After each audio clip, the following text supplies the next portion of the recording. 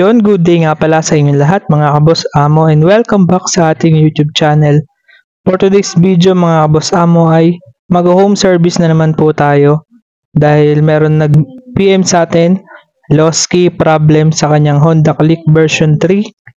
So, rider po yung ating tropa na nag-message kaya urgent po yung ating pag-service sa kanya. Ito po yung ating i-install na anti-theft ignition key para sa kanyang Honda Click B3. Yan mga kaboss amo. Napakaganda nitong ganitong klaseng ignition key dahil anti-theft na po siya. So hindi po siya basta-basta nagagaya. Kaya safe yung ating mga motor. Hindi masususian ng kahit anong susi. Yan. So babiyahe po tayo sa Pampalay to Caloocan. At ito na mga kaboss amo, dito po tayo dumaan. Dito tayo dinaan ni Google Maps sa Bankers Village. Yan. Then ito na yung unit mga kaboss amo. So dito lang po tayo gagawa sa gilid ng kalsada. So lagi naman pong ganito yung mga senaryo natin. Hindi naman na bago yan. Minsan nga sa gilid talaga ng kalsada, highway, kung saan-saan pa. Saan-saan lupa-lupa ako napapadpad. At yan mga kaboss amo, so binuksan ko na agad. Binaklas ko na agad yung kanyang mga kaha. Yan mga kaboss amo, maingat tayo sa pagbaklas. At ito yung kanyang motor. So magulo yung wirings niya.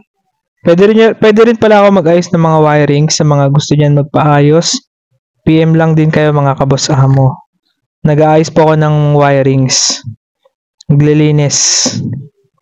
Tulad nito, sobrang gulo ng wirings niya. Ayan mga kaboss amo yung kanyang lumang ignition key. At yung bago is nakasalpak na. Yan, ganyan lang ka-basic. Ito yung motor natin nasa gilid.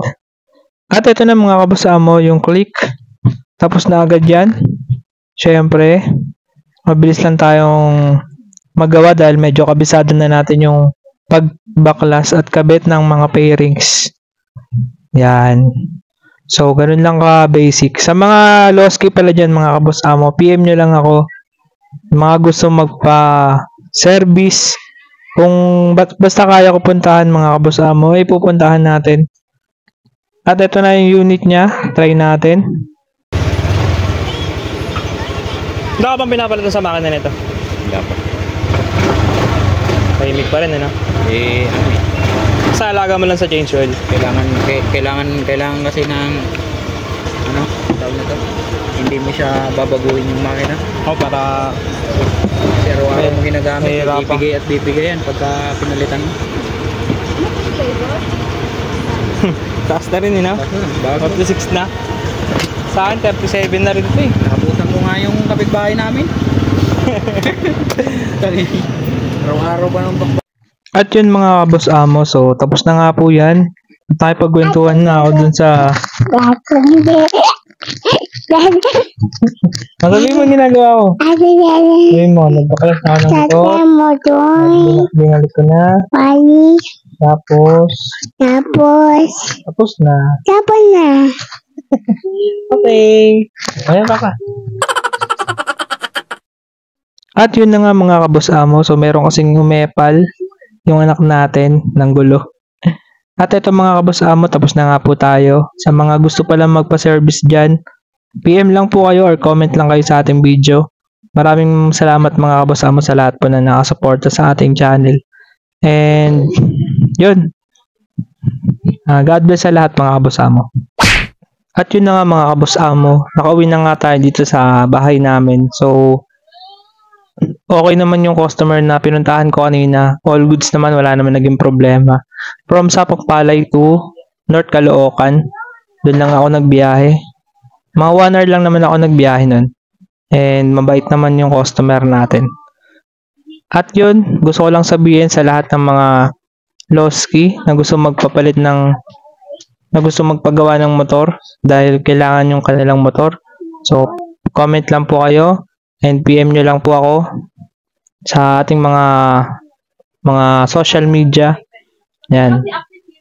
So yung price po natin is depende naman po yan sa location at sa condition ng motor.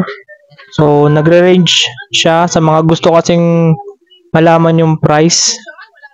Around ano siya, 2.5 to 3.5. So, depende po kasi yan sa layo. So, ayun na nga, depende po talaga yan sa location. Lalo pag sobrang layo, mag-add po tayo dyan ng konti. So, yun mga boss amo, yung kinakabit naman natin na susi is okay naman yun. Lagi kong ginagamit.